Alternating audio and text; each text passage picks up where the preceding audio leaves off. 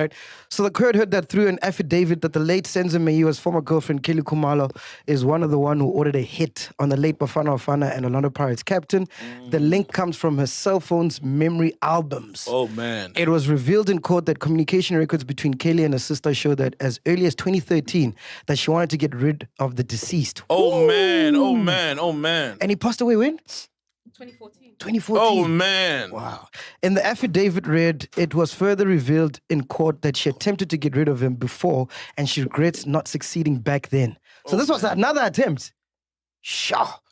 The revelations comes from an affidavit of one of the accused in the case saying that Kelly is the mastermind behind the killing. Kelly Khumalo also did not disclose that she had 4 cell phones she hid to the police. How the hell do you have 4 cell phones, bro? That's crazy. Like, I understand having 2, but 4. Dude, that's crazy. And you're a musician. Bro. Yeah. But what's one, you know? Maybe, but 2, 3, maybe 4. 2 you can get away with. 3 is pushing it. 4. 4, that's hectic. These 4 numbers were discovered during an investigation, and that's where the link was made between Kelly and the accused who fired shots and killed Senzo. Kelly's cell phone records has the photo of the accused, number 3, who has been identified as the one who pulled the trigger. Advocate, therefore, has been called out to be given his flowers by some sections of social media. They said the man solved his case long time ago when he questioned why all the people, including Kelly Khumalo, who were at the house when Senzo was killed, were not arrested. Your take, Ghost Lady? It's hard. And we've gone through this roller coaster for so long. And I think, again, we're in this thing of the suspect is Kelly. We're back to square one. When is she going to stand on the dock? That's my thing. Can she still do that? Yeah. She has to be called in. Because as a witness, like, remember how first they just called the sister? Remember? And obviously, yes, she cried, she spoke and said, you know, and obviously kind of, well, what we say, she lied because it was just very vague, you know, her what she testified. But, okay. I'm honestly like just waiting for the day to see Kelly on the dock. But to believe this, do you think we're getting closer to the truth? It was said before. Remember when these records, the cell phone records and that Kelly, remember, it was said, we heard this thing long time ago, but it just kind of like fizzled. Now it's being spoken again. So what's next?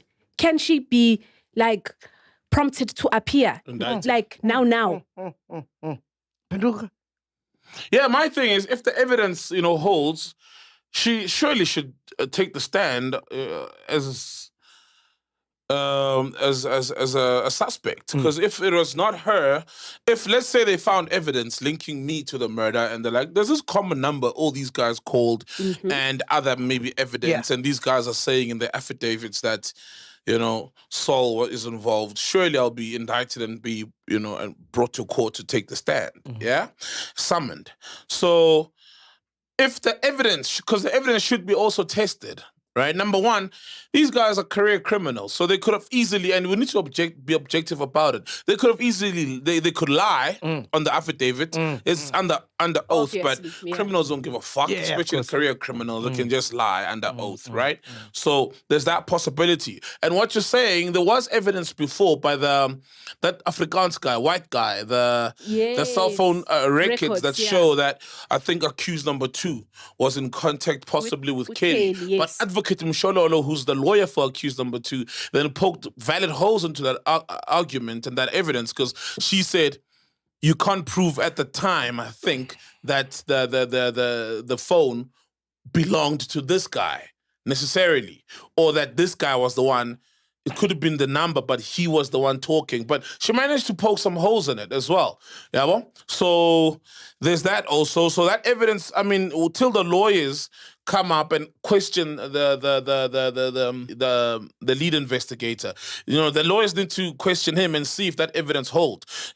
And if it holds, she must also take the stand then. You know what I mean? But also, we need to think about it, right? I think a lot of us have been suspecting that there's some foul play and fingers were pointing to Kelly and everybody else in the house because the stories are just so different.